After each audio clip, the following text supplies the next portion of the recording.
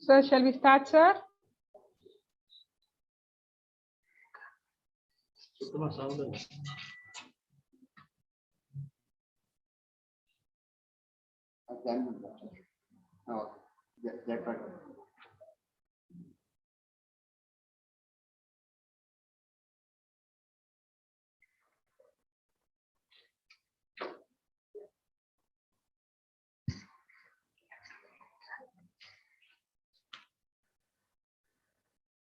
Learned friends, good afternoon to one and all. I deem it a pleasure to give a brief intro to our guest speaker of this session, Professor M. Krishnan, Vice Chancellor of Central University of Tamil Nadu, Tiruvallur. He started his career as a lecturer in 1989, now elevated as the Vice Chancellor of Central University, Tiruvallur from August 2021. Previously, he was the Vice Chancellor of Madras University. He has many awards and honors to his credit. To mention a few outstanding ones, he is elected as the Fellow of the Royal Entomological Society of London, 1992-93, Best Scientist Award by the Government of Tamil Nadu in 2003, Visiting Fellow at ESRC Genomics Policy and Research Forum at the University of Edinburgh in 2008. He has successfully completed 18 projects and has organized 13 workshops and conferences. He has guided 23 PhD students and postdoctoral students are 6 in number. To top it, he has a scholar who has received the DST Award, Young Scientist Award. His H index stands at 20, 152 publications in journals, and 75 paper presentations and 1 patent to his credit. He has visited 20 countries on academic assignments. He has held various positions like Visiting Scientist, Research Fellow, Commonwealth Fellow, INSA Exchange Visiting Scientist at Japan. He has introduced MSc Eco-Biotechnology and PG Diploma in Environmental Genomics. Such a versatile and dynamic person is Professor M. Krishnan. We are fortunate to have you, sir, amidst us on this occasion. On behalf of the organizing committee of the 2-day International Virtual Conference on Role and Impact of Science and Technology in the Development of India'75, we are very happy to have you, sir. Now the platform is yours. Sir, please.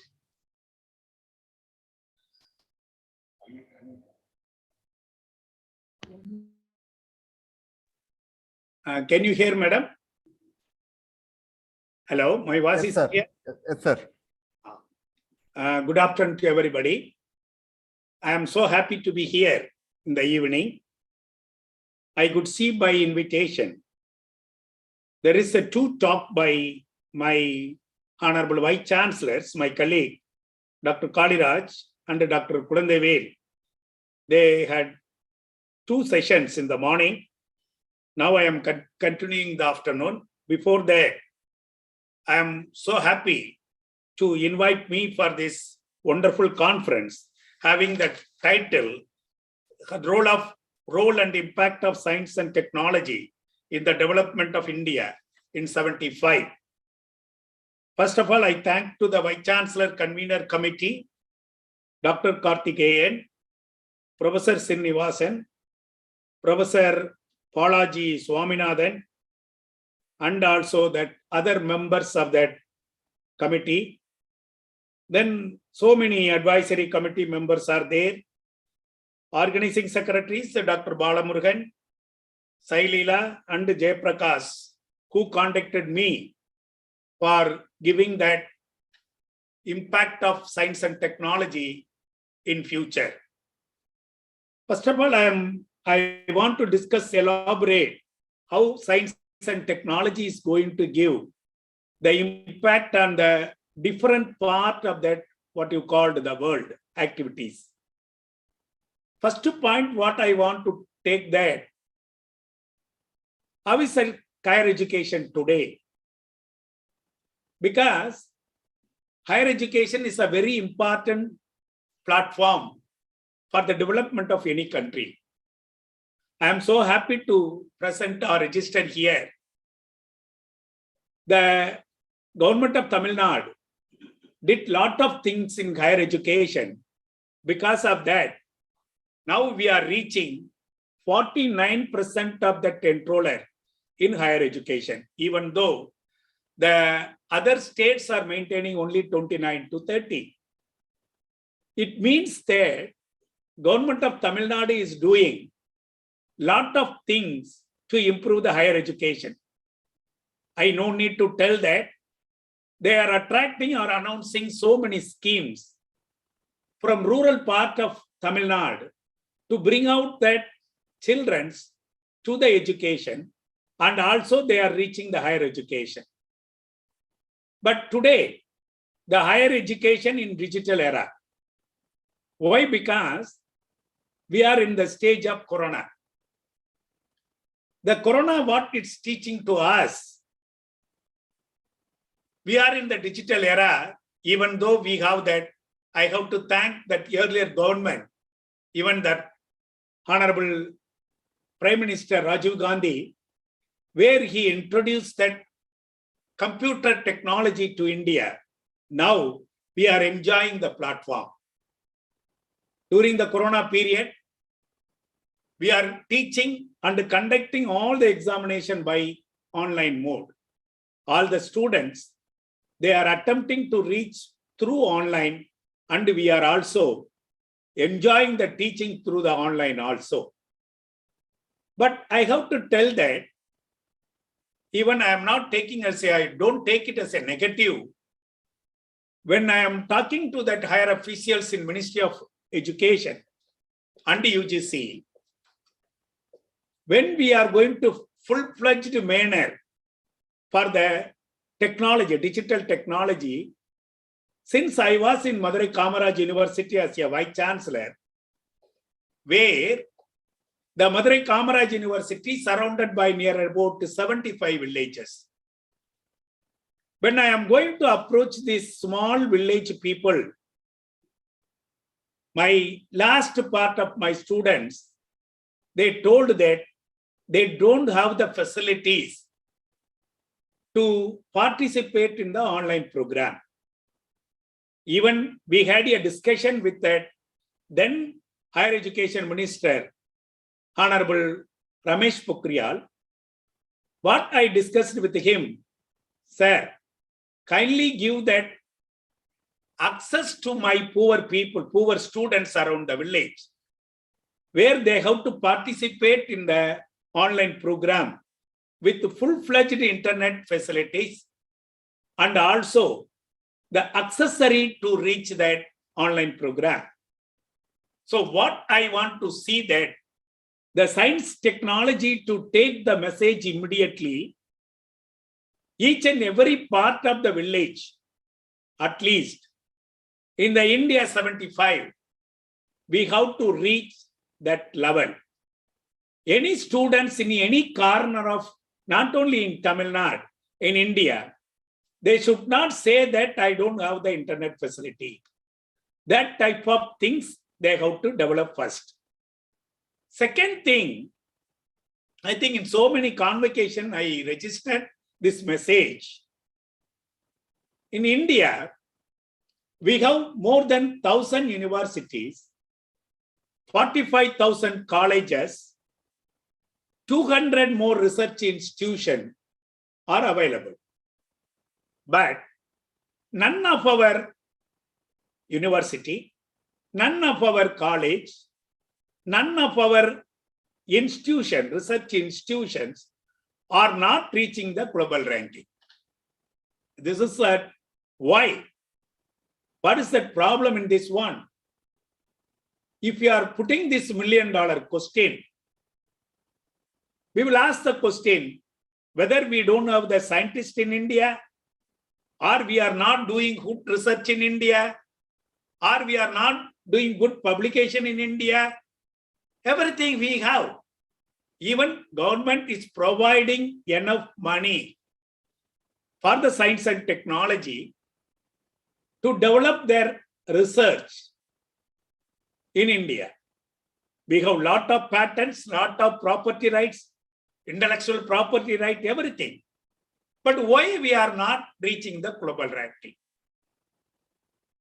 As our great leader, Mahatma Gandhi, rightly told that the higher education the higher education will be respected by the people, by the society, when the product or the output of higher education should reach the society.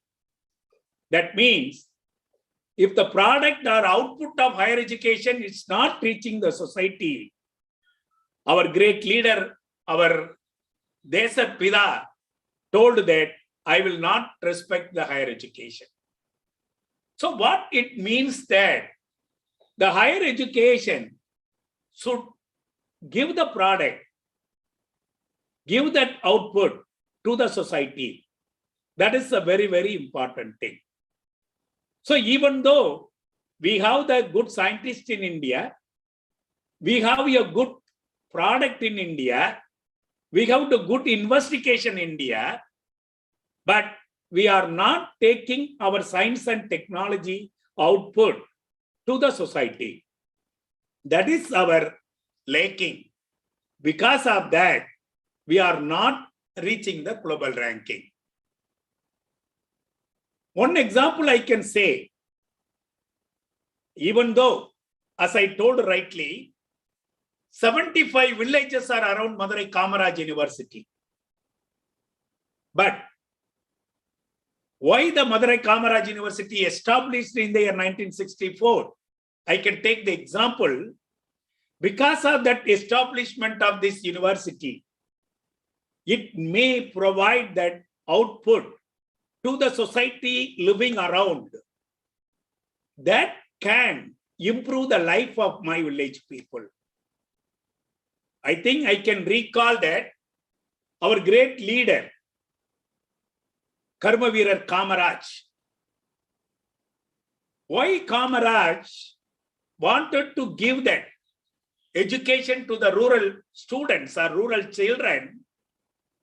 I mean, you can learn a lot of stories, lot of incidents, where when he wanted to travel from Chennai to Virudhunagar, in his native place, where on the way of Virudhunagar, he had seen some of that children, they are standing nearby the paddy field by doing some agriculture work.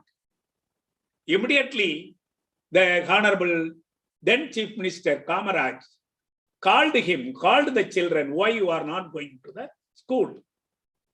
Immediately, the child told that, if I am not doing this work, I will not get my lunch. I will not get my meal during my lunch time. Immediately, Kamaraj went to that Chennai. Then he called the ministers, officials, and then he wanted to give the free meals to all the children where they have to come to the school. Immediately, the officers and other ministers, they told that it's not possible. Why? Because if you are spending this much of money, that the government will not have that money to give the salary and any other purpose. You know that I will want to tell that in Tamil. Perundalaivar Kamaraj told to the officials and the ministers, as a chief minister, நான் ஒரு முதலமைச்சராக என்னுடைய குழந்தைகளுக்கு மதிய உணவு கொடுக்கும் பொருட்டு தமிழ்நாடுடைய கருவூலம் காலியாகின்ற நேரத்தில் நான் ஒவ்வொரு வீடாக சென்று பிச்சை எடுத்தாவது I have to give or fulfill my views. நான் பிச்சை எடுத்தாவது என்னுடைய தமிழ்நாட்டு குழந்தைகளுக்கு நான் கல்வியை கொடுப்பது மட்டும் அல்லாமல் இலவச உணவை கொடுப்பேன் என்று கூறியவர் கர்மவீரர் Kamaraj. Where we started that education. Why I am telling this one, that 1960, I mean, when he was a chief minister, he knows that what are the things are very important for the development of the country. So now we are telling that higher education is very important. So science and technology not only should give the education, not only give that a position for a fellow in higher education, not only provide that salary for a fellow in high level educational qualified a fellow, but we have to think about how we are going to take that output of higher education to the society. In the nutshell, if you are seeing that, as my friend madam read about that, my biodata, as a teacher, I am coming from the biotechnology field. I can do a lot of research on biotechnology. Yes, basic research, advanced research, I can do that. I can publish the paper. I can collect a lot of grant from different part of that country. But what I have done for the society? So I have to approach the engineering technology people, industry people, and then I have to see that what is the innovation available in my science and technology? What is that important things available in my science? Then I have to take, or I have to see that excellence in my studies, the excellence should go as a innovative product to my society. Now, I am putting the question in front of my audience. How much of our science and technology had been reached our society? That's only, as I told that, our great leader Mahatma Gandhi and our great leader Karmaveer Kamaraj expected from that the people working on science and technology. Why? Because once that students are that the human developed from the higher education, what they have to do that? They should not look for only for their happy life. Because I don't want to blame anybody, but still we have to discuss whether we are coming out from all that unemployment problem, or we are giving that life for the poorest people in the villages, or we have developed some entrepreneurs because of the higher education. How much of our science and technology is going to play in power area or energy area? These are the things we have to develop. Immediately, you can ask the question, right? Where we have to start? Where we have to start? My dear audience, my dear participants, kindly think about it, where we have to start. If you are taking my father, what for he went to the school? Kindly put the question. That time, he need education alone. He want to learn something. Frankly speaking, my father can read. My father can put the signature. He doesn't know how to speak in English. Just he went to the school. He learned that, what you call his education. He had education. That's all. But today, what is that education? When you are going to say that, I went to the college, I got my degree, I got my PG in this particular subject. Immediately, my family will ask that, what you want to do that for my society? So where we are lacking, I can say, first we have to develop what we have to teach. I think all my participants know that we need a good curriculum. We need a well-planned curriculum we have to teach to the students. So the curriculum should be designed based on the requirement. That is a very, very important thing. So when we know the requirement, there should be an industry. There should be an industry people should be there. So that industry people should join with us.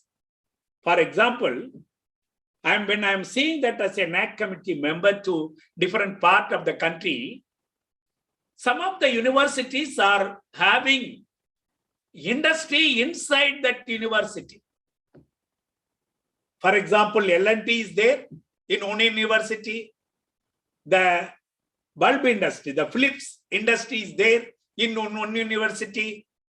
So what they are giving as a curriculum, whatever the L&T requirement will be included in the curriculum, and then the students coming out with that curriculum will be taken immediately to that particular industry. My dear teachers, whether every course fulfill this requirement, that we have to work out. Where from it is? Curriculum, it's not only in the higher education. The teaching in the schools also, very much needed. Where we are going to give that fresh mind we are getting from the public. The schools should give proper education. We have to identify that the interest of the particular child. I think I no need to tell that. Now, parents like us, what we are doing, my daughter or my son should be a doctor. My daughter or a son should be an engineer. We are all looking for that. I never see that. What is the interest of my children? What is the interest of my, girl or a boy? We never see that. We never consider the interest of that particular child. That is a lacking. So accordingly, our school education should be, when they are coming to the college, that student should have that, what you call, a enriched curriculum designed by industry people also. Immediately we will say that, sir, curriculum designed by UGC or curriculum designed by Government of Tamil Nadu. No, you have the liberty to change the curriculum according to the need, maybe 20 to 30%, no problem. So that is very important to enjoy the fruits of the science and technology. That is a very, very important thing. Second thing, once you have the curriculum, second, what you are looking for? A good teacher, a qualified teacher. A qualified teacher is very important to teach the respected subject. I can say the devoted teacher should be available in the colleges, universities. The devotion is not only important, they have to see that the belongingness to the college or the university where they are working. Each and every child should be taken care of my teachers. That is a very, very important thing. So people are thinking that, why not? You can have that online program that is successful for the 2 years. No. When you are going to come for the higher education, to the university, to the college, we are not only given a higher education or teaching subject, but also when the students are entering into the college or a university, what they are learning, first they have to learn that environment. How to live in an environment away from my house. How to respect my teachers. How to identify a good friends. How to even sit in a mess to eat in common hall. Always it's not possible to take care of your parents. How to go to the canteen? What is the expenditure for you? What type of food you are enjoying there? These are all you can understand that when you are coming to the college or a university. Why I am telling that? Science and technology will not come, in a single day. This base should be there for the students. So good teacher, good curriculum, a qualified teachers are there, then immediately we have to give a good students. That good students, what I am looking for. I am saying that good students. How? I am telling my example in my house itself. In my house, my brother's sons are engineering from different field. Electrical engineer, mechanical engineer, computer engineers, everybody is there. But during the Deepavali time, we are all accumulated because we are a joint family at Madurai. We are joining together and sitting. There is an electrical problem. Immediately, my son, my brother's son, it's not going to rectify my electrical problem. He is calling that electrician in the village. So where is the knowledge? Where is the practical knowledge? That is the question I am putting in. That is the thing I am looking for, a industry collaboration. A student studying the electrical engineering, got the degree in electrical engineering, does he know that how to rectify some electrical problem in my house? One side, he doesn't know that. Second side, on the other side, we parents are not allowing to do that because the electrical problem. So tell that how you are expecting our India, science and technology. In India'75, what you are looking for. So these are the things should be managed. So what I want to tell that, whenever they are studying the course, a program with the different courses, they should have that a full-fledged practical knowledge. Imagine that I have studied, I got my things in biotechnology. If the biotechnology doesn't have that, I don't understand that practicals, then how I can be a person to get a good job in a biotechnological industry? I will tell the example. Today, we are, as I told that we are in the corona stage. How we are testing RT-PCR? A mission which is the technology come out from the biotechnology. But I am putting a question in front of that my students. How many of that students knows that how to operate the RT-PCR machine to identify that corona, occurrence? I can't say that everybody, because of that lacking of what you call the practical knowledge. So as I told that, we need a curriculum, we need a good teacher. Number 3, we need a industry collaboration by having hands-on training. Right. Now, if I was a professor in a university, there are about 40 students studying in my classes, MSc Biotechnology. I think you know that. All the 40 students are very good in the studies. They are scoring more than 60% first class MSc degree. But how they are going to distinguish themselves? How they are going to be unique themselves? Where our Honorable Prime Minister, in all the meetings, telling that kindly develop your skill. Develop your skill. Because I have the MSc Biotechnology degree. But how I am going to different from other of my friends in the same classroom? The skill, no need to have only in your basic degree. It may be a communication skill, or you can be a multi-language skill, or your computer technology skill, so on and so forth. The skill is going to help you to differentiate your expertise from others. By that, you will be a topper in that particular society.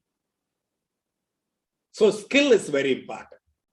Skill, anything, I can say. Anything. So my dear students, my dear participants and my dear teachers, if you want to look at India'75, these are the things are very important. As I rightly told that or registered that, we need a good teacher with a good curriculum. Definitely, we need a industry people along with you. And also, you have to take the right to claim your investigations. Here, I have to tell one example. My dear participants, you know that Palani, the Palani Murugan is very famous in every part of that country. But Panjamirdam is more than that. But our Panjamirdam got the property right only 1 year back. Why? Why? Where we are lacking? Before we are thinking in that India'75, we all should think about that, what you call good curriculum, good industry collaboration, modification of curriculum according to the need of the society, and also along with the skill. The skill, if you have, all the time, no need to look for the job. You can develop your, or you can be an entrepreneur. Instead of getting a job, you can give the job to so many people. Even 2 days back, I read in the paper, a small village near Theni, that is in Madurai district, he learned how to culture the cyanobacteria by her education. A lady named Renuka Devi, who learned that a technology from science.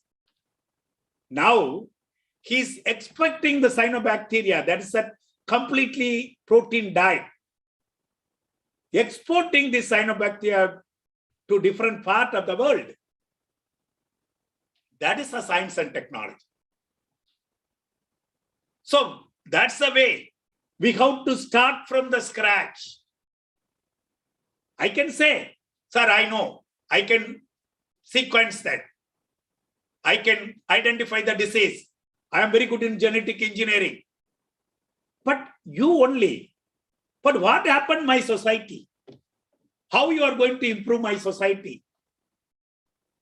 Because one day, my daughter asked me, Appa, okay, my friend read about my biodata.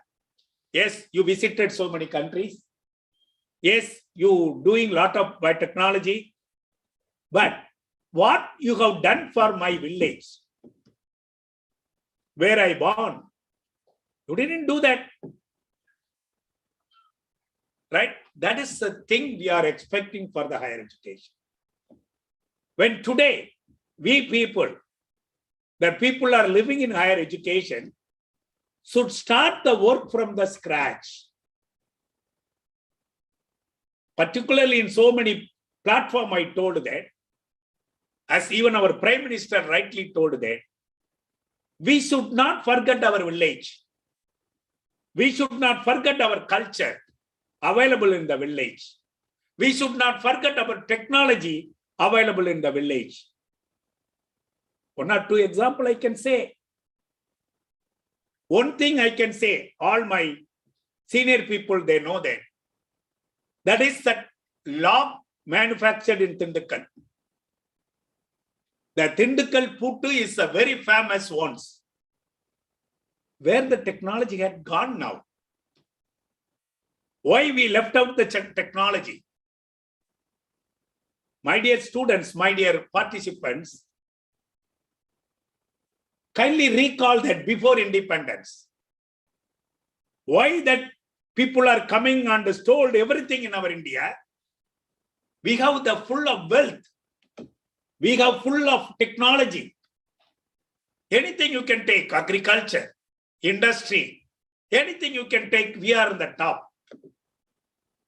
But today, we forget about our culture, our technology.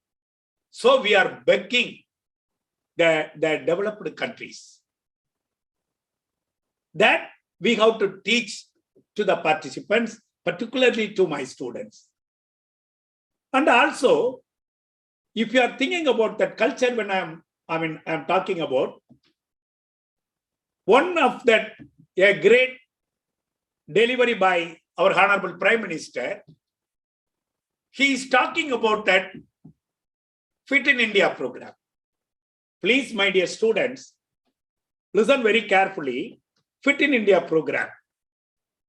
In that one, he is telling one example that is called Koli Kundu Vilayadudal. Koli Kundu Vilayadudal. I don't know how many of you people know that. I also surprised why our Honorable Prime Minister telling that the Koli Kundu Vilayadudal. He is telling that he scientifically explained that when you are going to use that fingers frequently, the fingers are going to get the strength. Because of that finger's strength, your handwriting will be very good.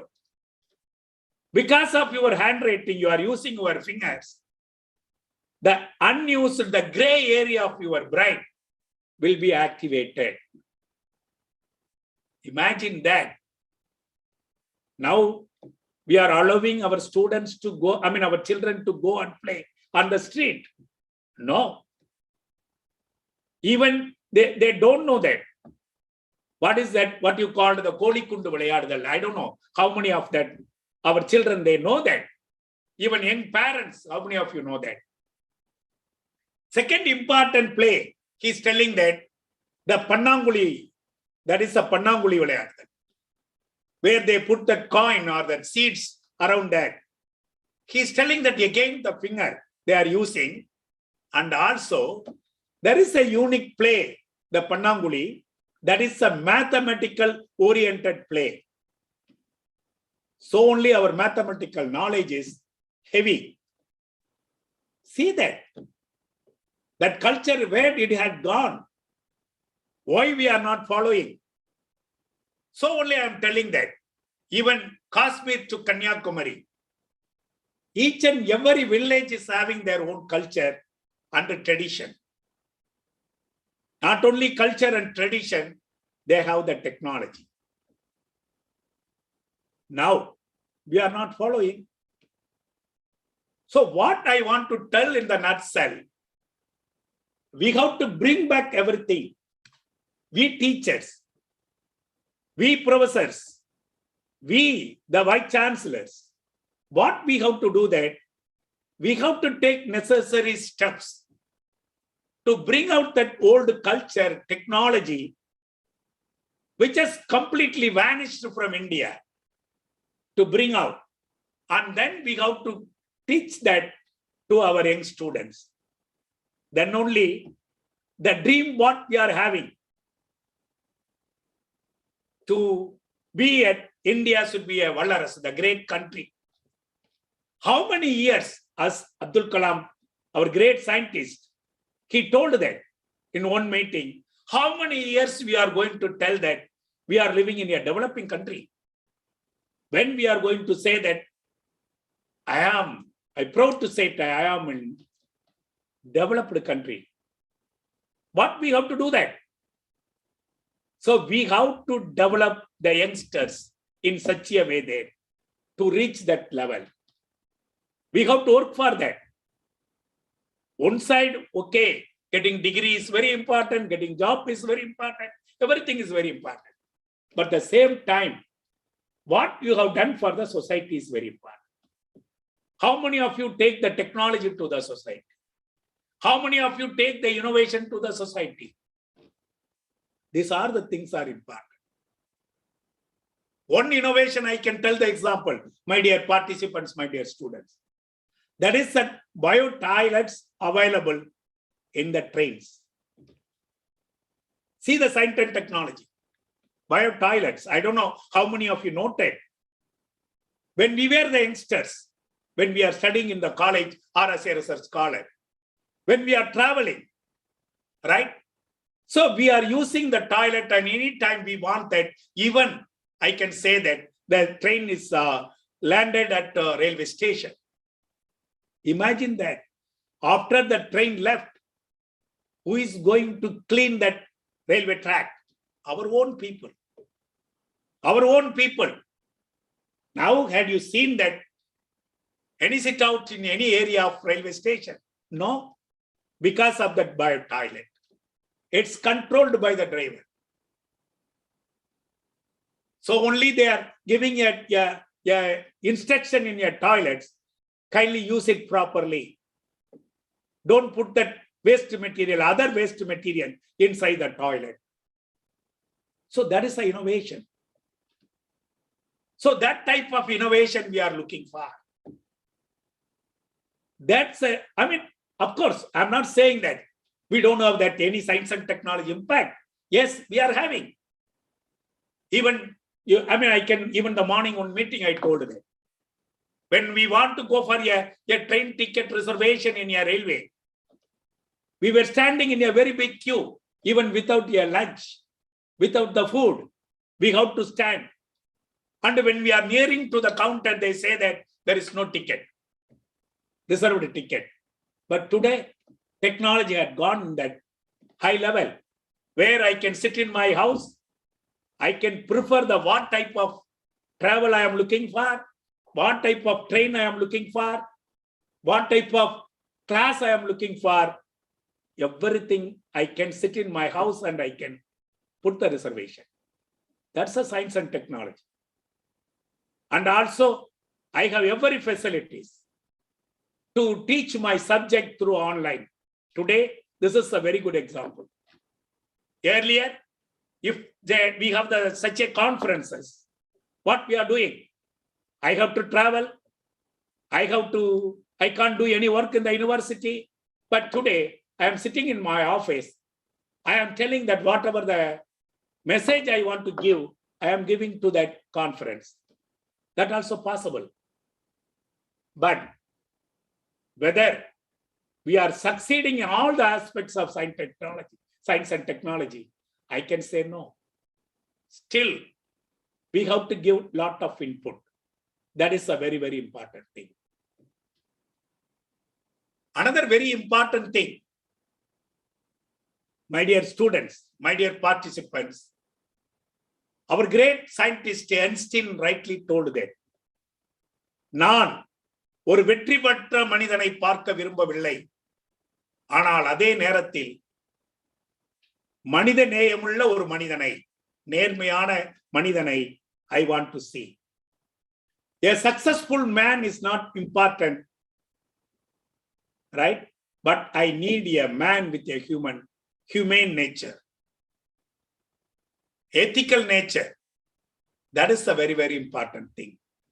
So, my dear students, my dear teachers, wherever you are, whatever the position you are having, you should be straightforward. You have to be an ethical oriented human being. You have to live with that, what you call a straightforward man. So that is very important for our nation. And also, you have to help others.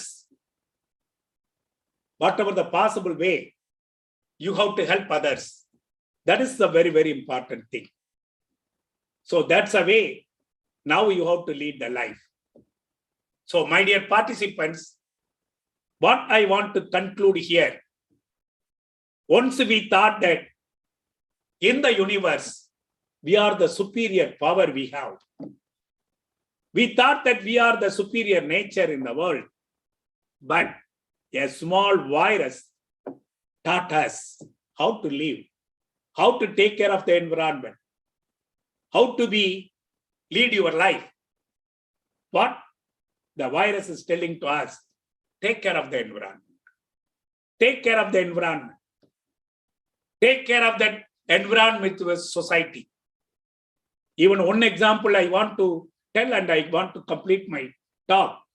When I joined as a Vice Chancellor in Madras University, where I can see the peacocks here and near the compound of my house.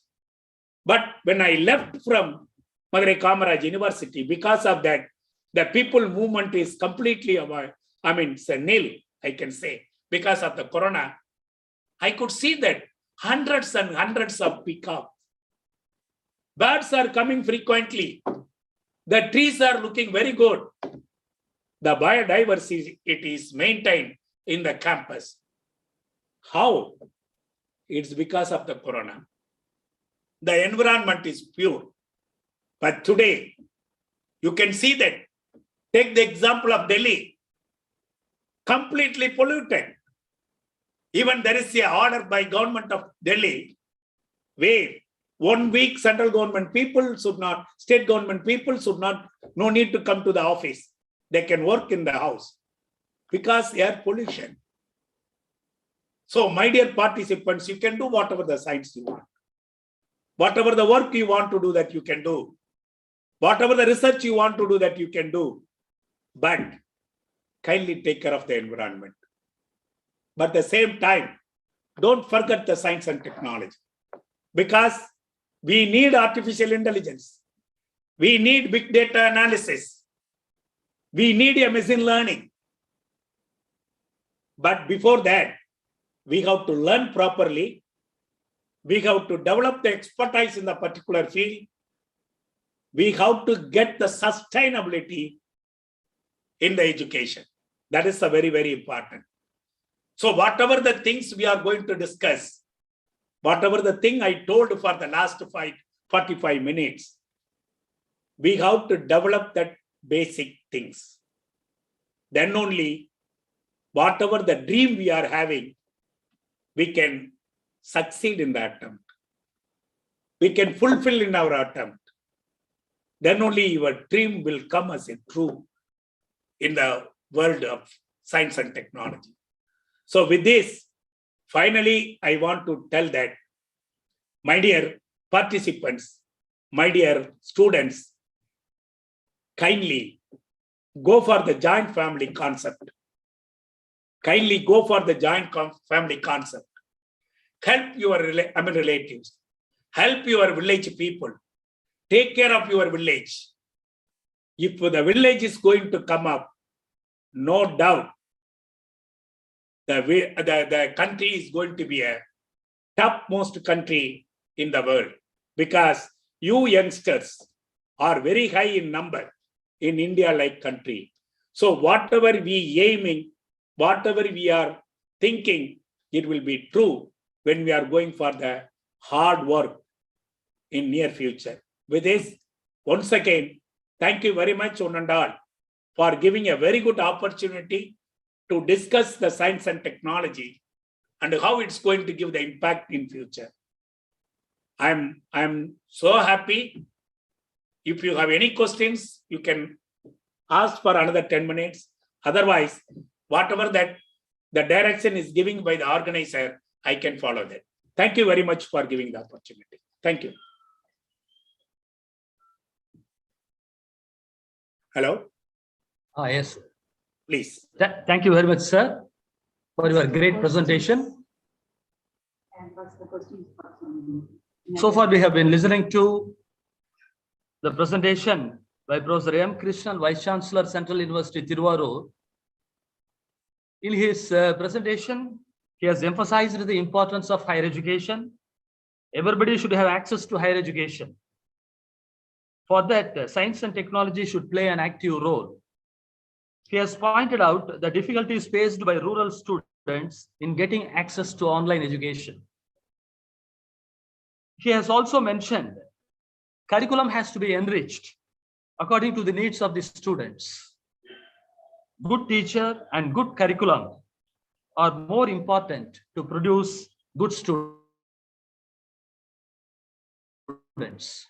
And further, skills are to be developed in their respective fields. Technology has to be developed without detrimental to our culture. Being humane is more important than being successful. And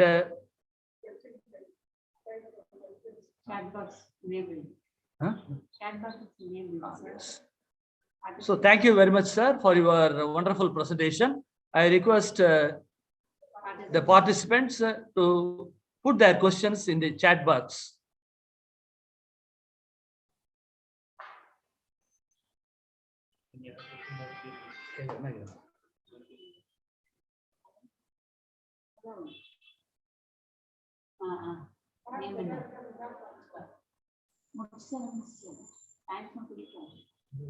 Sir, one question, sir. Please, sir, please. What is the greatest achievement of India as far as science and technology is concerned? Yes. Sir, we are in the top in different field. Like I can say that white revolution, blue revolution, and the green revolution. I think everybody knows that. So the three field is going very well. In particularly, if I am coming, right, the science and technology help us to go for producing the silk. It's my field. And supply to that silk to the world market. We are that second rank in the world level. The first place occupied by China. So science and technology is improved very much in the silk industry. And also, we have the great example of our leader and scientist Abdul Kalam, where we have that so many satellites around us. Imagine that if we are not very good in astronauts, we can't put the satellites equal to the developed country. Now it's helped us to see that so many improvement, even that weather report, even you can see that broadcasting the education, and if we are giving that agriculture product to the farmers, everything is there. If I am telling that, that is a separate talk, we can have that. Thank you, sir. Thank you very much, sir. Hello, sir. Yes. Sir, this is Dr. Nirmala, sir, Dean Faculty. Yes, please, madam. The organizing director of this conference, sir. Thank you for accepting our invitation. And you had a wonderful time, and we had a wonderful time to listen to your wonderful talk. Thank you, sir. Thank you, madam. Thank you so much, sir. There is one question I can answer and complete it.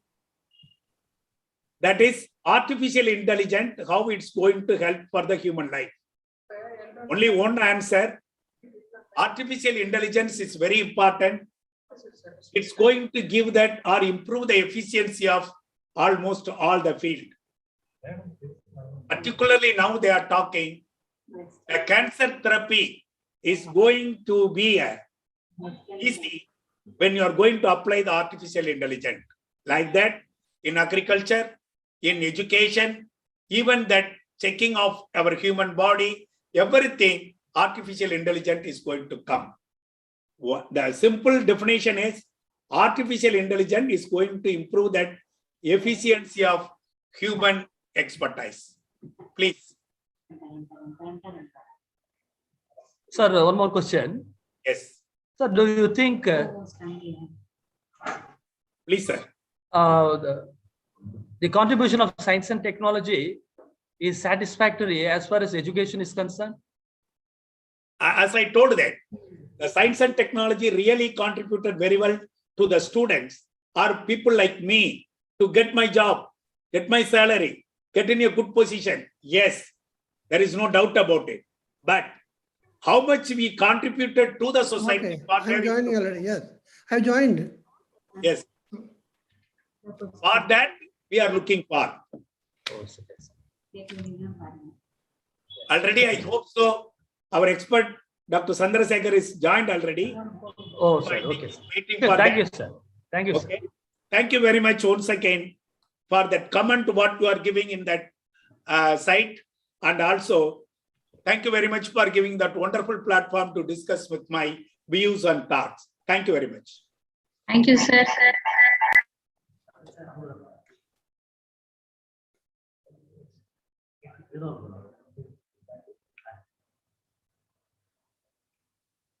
Thank you, sir, for your valuable inputs. We have with us Professor H. Chandrasekharan, the next speaker for today's, the last session. A brief intro to Professor Chandrasekharan. Professor H. Chandrasekharan is a fellow of the Indian Academy of Sciences, Bangalore, and INS Academy, New Delhi. He obtained his PhD in 1972 from the Department of Organic Chemistry, University of Madras. Then he moved to the Harvard University, USA, and worked as a research associate on the synthesis of gibberellic acid, a plant growth hormone. He worked as a scientist in the Syntex Research Laboratories at California on the synthesis of beta-lactam antibiotics. He has served in various capacities at institutions of repute like IIT Kanpur, Indian Institute of Science, Bangalore, and presently he is an INSA Distinguished Professor. His credentials include 250 research articles and has mentored over 100 co-workers that includes graduate students, project assistants, and postdoctoral fellows. He has served as a member of the Board of Studies, chairman in the Task Force on Green Chemistry, secretary and treasurer of the Indian Academy of Science, president of the Chemical Research Society of India. He received the Doctor of Science honorary causa from the North Bengal University, Siliguri in 2011. He has won several prizes and awards, to name a few: SS Bhatnagar Prize, Silver Medal of the Chemical Research Society of India. A person of such high academic caliber will share his views on this conference topic. We deem it an honor to have you with us on this great occasion. On behalf of the organizing committee, a warm welcome to you, sir. Now the screen is yours. Sir, please. Okay, thank you very much, madam. Thank you very much. It is indeed a great pleasure for me to be here this afternoon to participate online in this international conference on the impact of science and technology in the development of India at 75. Today, I thought I will talk mostly about my specialization, which is organic chemistry, and I will essentially try to give a history of the growth of development of organic chemistry in India, particularly in the last 75 years, more like post-independent period, as to how this chemistry has evolved, who are the people who contributed to this development, and what is happening at the present time in terms of activity in this area. And also towards the end, I'll try to kind of speculate as to what might be the kind of place, the things where it will go, say in the next 10, 15 years or 20 years, more like predicting the future of what may happen in this area. This is what I would like to do today. I think I'll probably share my screen at this time.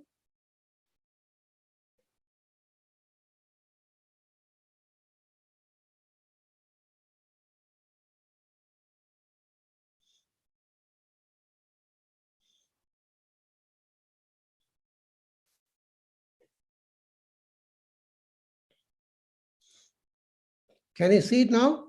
Yes, sir. Okay. As I said, the topic of my lecture today is on organic chemistry research in India. We'll talk about the glorious past, a vibrant present, and a promising future as far as this is concerned. So the kind of general outline of this lecture, as I mentioned, was historical development of organic chemistry research in India. And what are the most important contributions to this area?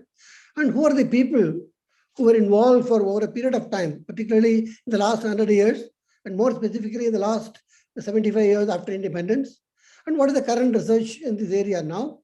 And towards the end, as I said, where may the discipline go in the next 20 years? Or I ask the question, where is it going, really? See, when you talk about, we have to begin from the beginning in that case. That means we are talking about a colonial period in the early part of the 20th century, in the early 1900s, where British really were not very interested in promoting science in this country. But they had to do only in cases where they found it was necessary to support. The only person, as far as physics was concerned, was Jagdish Chandra Bose. By 1895-97, he already had come up with his discovery on radio waves, microwaves, and he made an impact already. But as far as chemistry was concerned, the colonialists still had to do something because that was important for commerce, administration of governance, as well as a mint, where the chemical knowledge was required. Therefore, India was the first country outside the Western world to take to modern science, really speaking. And within India, the lead for doing chemistry, research in chemistry, actually came from Bengal. And when you look at that, Acharya Prafulla Chandra Ray was a non-West first modern chemist, really speaking. It turns out Acharya Prafulla Chandra Ray was a professor initially at Dhaka College, Dhaka University now, and later on Calcutta University. And he is considered the father of modern chemistry in India. Although he is very well known for his work in the early days on what we call as mercurous nitride and other related derivatives or compounds, but he actually made very, very important contributions to the area of organic chemistry, particularly organosulfur chemistry, chemistry of heterocyclic systems. Not only he was very passionate about starting research in chemistry in general, organic chemistry in particular, but he was equally passionate about the use of chemistry and use of chemistry for the common man, how the chemistry can be useful to the society, that he was very concerned. Therefore, whatever little money that he had, his own personal savings, with that, he established what he called as the Bengal Chemical and Pharmaceutical Company in 1902, essentially to manufacture pharmaceutical and chemical, which would be of use to the common man. And that's something which is very, very remarkable at that point in time. After P.C. Ray, he was also there in Dhaka College at that time. This is another person who came from England, who was working in Dhaka College at that time, is Professor E.R. Watson. E.R. Watson was the one, for the first time in India, started doing research in the area of what you call as synthetic dyes, organic dyes. And he was actually the one who had a very active research group between 1910 and 1924 in India, in Dhaka, which was part of India at that time. And he actually wrote a very nice book on color and constitution, which considered at that time a very, very important contribution. And not only did he do this, but he also trained a number of Indian students there in Dhaka College at that point in time. It is after that, there is another person by name Baba Kartar Singh, who was also incidentally from Dhaka College. He was active during the period 1910 to 1960. He started his career at Dhaka College. He then moved to Ravenshaw College in Cuttack. He went to BHU in Varanasi towards the end. But it turns out he was greatly inspired and influenced by Watson and Acharya P.C. Ray, who were there in Dhaka at that point in time. But what is particularly important that we have to see is he was the first one in the country. So we are talking about 1910, 1911. At that time, stereochemistry was something that is like a baffling subject. Not many people even know what is stereochemistry. And he decided to do research in the area of stereochemistry. And he took up two major classes of compound, stereochemistry of ozonium compound, stereochemistry of camphor derivatives. It is considered really very challenging, very difficult to do at that point in time, where the kind of knowledge about stereochemistry itself was very, very meager. And therefore, you have to really look at somebody like Baba Kartar Singh as the pioneer to start the work in the early days on organic stereochemistry. It is after this time, then there are two British chemists. One is J.L. Simonson and the other one is J.J. Sudborough.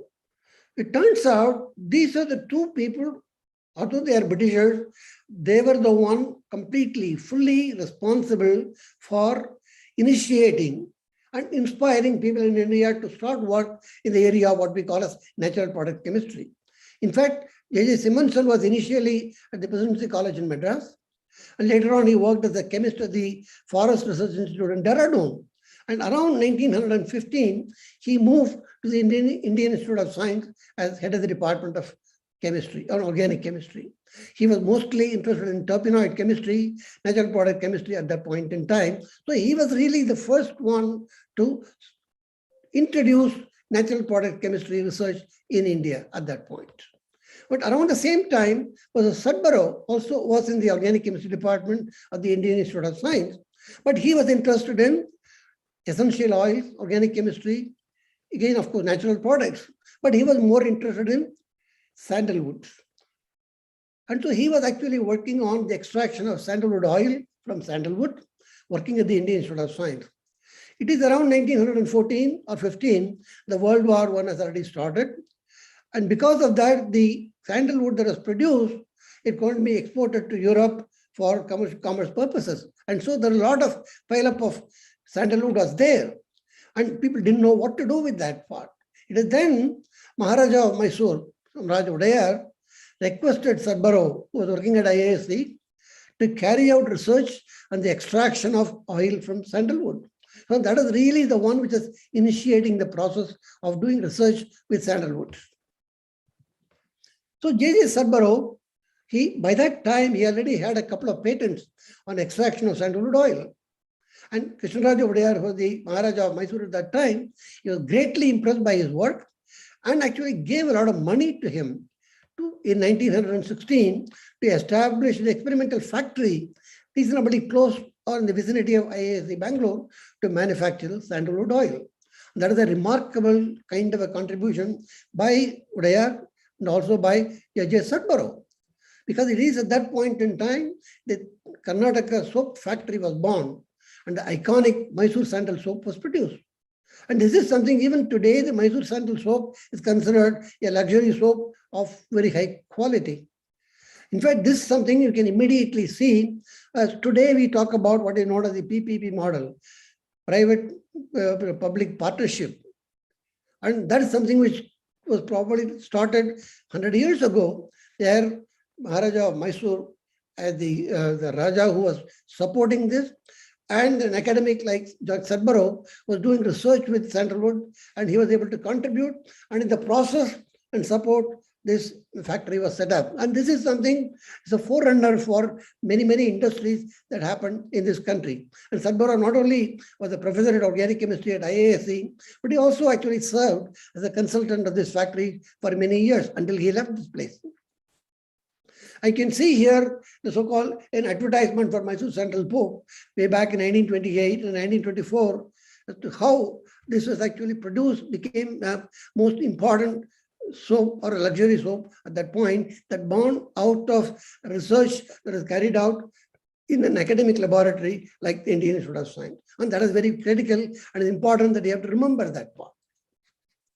Therefore, if you try to kind of look at this period between 1905 to 1930, really speaking, not much was done, but nevertheless, what you would call as a lot of organic chemistry, dye chemistry was done, structural evolution and natural product was done. Actually, a Canadian chemist by name Guai, who wrote an article much later, this was published in a journal called Cytometrics in 1986. And this is the title of that review article was Emergence of Basic Research on the Periphery, Organic Chemistry in India between 1907 to 1926. And he actually, this is to quote him, he says here, it is a mixed bag. Mostly research done in chemistry of terpenes, structural elucidation of smelling compounds that are found in trees and in some plants and in phytochemistry. This is the way he had kind of summarized the chemistry work that was done during that period, 1905 to 1930. This is rather interesting to see this observation. Then comes the period of about 40 to 45 years between 1930 to 1970, 1975. This is what I would call as the golden age of natural product chemistry in this country. Again, I have to acknowledge there's a person by name, a professor, a distinguished organic chemist, medicinal chemist, natural product chemist by name K. Nagarajan, who wrote an article in the Indian Journal of History of Science in 2014. It beautifully summarizes the work done during this period and calls it as the golden age of natural product chemistry in India. That extremely interesting review article that people who are interested in this chemistry should actually read this thing. So now it is at this point in time that 1 minute, let me kind of minimize this, it's coming in the way. See, this is now we are talking about P.C. Ray to start with, Watson, and then Bhavakattar Singh, and then Simonson and Sudbury. And that period is kind of a starting point of doing research in this country. But things started to change slowly. Now it is what you call as the arrival of a very young man known as Prafulla Chandra Guha. And 1916, and P.C. Ray, because Prafulla Chandra Guha started his research work with E.R. Watson, which I talked about as an organic dye chemistry person. And it so happened that Watson was halfway through his research. Watson was planning to go back to England. And suddenly P.C. Guha was left with nobody to guide him. And then he was really desperate. Then so happened that P.C. Ray, Acharya P.C. Ray was there in that college and approached him and said, I would like to work with you. With the result, Prafulla Chandra Guha was the one who got trained with both Watson and P.C. Ray. And therefore, this is what P.C. Ray writes about P.C. Guha, who I will talk about very soon. In 1916, another young and wonderful person with wonderful energy, pluck, and perseverance joined my laboratory. This was Prafulla Chandra Guha. Under ordinary circumstances, he would have worked under Professor Watson, but as the later had gone home on furlough, Guha found himself nearly stranded. In despair, he wrote to me, almost in piteous terms, saying that his future career was about to be cut short abruptly and expressing an ardent desire to work under me. I welcomed him to my laboratory, and thus began a happy and a fruitful partnership. So this is how P.C. Guha writes about P.C. Guha later on as to what became of a very important natural product chemist. Oops. And then this is about the time Sudbury, who was there as a professor of organic chemistry at IASC, he had to leave. His term was over and he was retiring and he was going back to England. And so suddenly there was a void in the organic chemistry department of IASC and they needed somebody to have a replacement for Sudbury. And so they were looking out for people as to who they can invite as a professor of organic chemistry, head of the department of organic chemistry, to build that place. And so they wrote to P.C. Ray. And P.C. Ray, the first thing that came to his mind was to suggest Prafulla Chandra Guha as a possible candidate to take up the job in IASC Bangalore. And actually he writes here, so on to say, according to him, P.C. Guha is the one proved to me to be a godsend. In collaboration with him, so this is the way he wrote a letter of reference or recommendation letter to IASC at that time. He wrote, in collaboration with him, I published 2 research papers, but he was not long in striking out a path of his own.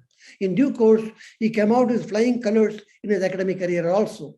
With that kind of a flying recommendation from P.C. Ray, the Indian Institute of Science invited P.C. Guha to join the Department of Organic Chemistry as the head of the department. And that began a completely new era of natural product chemistry in this country. You can see here, this is P.C. Guha here, and he was mostly interested, and he was here between 1928 to 1952. And his work was mostly on terpenoid chemistry. And he worked on steric hindrance, he worked on stereochemistry, geometrical isomerism. And so he really established a very active group to work on synthetic drugs, established preparative synthesis of well-known anti-malarial, sulfur drugs, and so on and so forth. He actually would be particularly remembered for his work on Indian essential oils and natural products. So he really built up a very active research group in Bangalore at the Indian Institute of Science. So that is really a very, very important turning point for organic chemistry in India. Followed by him was R.C. Shah, which incidentally, he was actually a undergraduate student. He was working with Professor Sudbury at IASC Bangalore. And R.C. Shah was awarded the MSc degree of Bombay University, but he worked in IASC. They were actually admitted to the associate membership of IISc Bangalore. But he went to Bombay and then to Gujarat. Later on, he worked at the NCL in the National Chemical Laboratory in Pune. But he mostly concentrated work on coumarins and chromones. Therefore, you can see the connection of Sudbury and his influence on many other people as well. Again, I will talk about P.C. Guha's influence on the future of chemistry, organic chemistry in India. Around the same time, then you had J.C. Bardhan at the Calcutta University. J.C. Bardhan is the one, even today, is remembered as one who initiated work in the area of what we call as organic synthesis today. Because until that point in time, organic synthesis was not contemplated, not practiced, not even thought of as an important thing that to be done, because people are not comfortable doing that part. How do you plan synthesis? It was not easy. So J.C. Bardhan, in my opinion, is probably the one who initiated work in the area of organic synthesis, and he contributed to the synthesis of phenanthrene and its derivative, working in a small place at the Calcutta University at that point in time. Even today, some of his early work on phenanthrene derivatives are considered like classic kind of piece of work in the area of organic synthesis. Then we have a completely change in the scenario. You have the arrival of what we would call as the giant triumvirates of organic chemistry, particularly natural product chemistry in this country. There were T.R. Seshadri, who was started with at the Andhra University as a professor, and later on moved to Delhi University, and where he continued on to do his natural product chemistry work for many, many years. And then you had Venkatraman initially at the UDCT, University Department of Chemical Technology, and later at the National Chemical Laboratory in Pune, and finally, of course, Asima Chatterjee from Calcutta University. So you start with Professor T.R. Seshadri. T.R. Seshadri, even today, is considered a pioneer in natural product chemistry, particularly related to flavonoid pigments. His work on isolation and structural elucidation of flavonoids is a classic chemistry as far as plant chemistry is concerned. And of course, he is involved in glucoside work, methylation, degradation of pigments, and so on. But he is known for his work on flavonoid work. And not only did he do this, but he also has trained a number of people in natural product chemistry in this country in Delhi University. As I mentioned, Venkatraman, who was a technologist really, who worked at the University Department of Chemical Technology in Bombay initially, later on at NCL. His work was, as I earlier mentioned to you about E.R. Watson, who did work in the area of organic dyes in Dhaka College. But after that, the real serious work, an important piece of work in synthetic dyes was carried out by K. Venkatraman. And he worked on flavones, and this work is considered as a seminal work in the area of dye chemistry even today. And more importantly, many people who read organic chemistry would also familiar with what is known as the Baker-Venkatraman rearrangement or Baker-Venkatraman transformation. At that time, it was considered a very, very important piece of contribution from an Indian chemist. And finally, I should probably mention about Professor Asima Chatterjee from Calcutta University. Active years were 1954 to 1982. And Asima Chatterjee was the first Indian woman to earn a doctorate in science in this country. And this is an organic chemist noted for her work in the field of not only simple organic chemistry, phytomedicine. Her most notable contributions were in what is known as Vinca alkaloids, worked on anti-malarial compound, anti-epileptic drugs.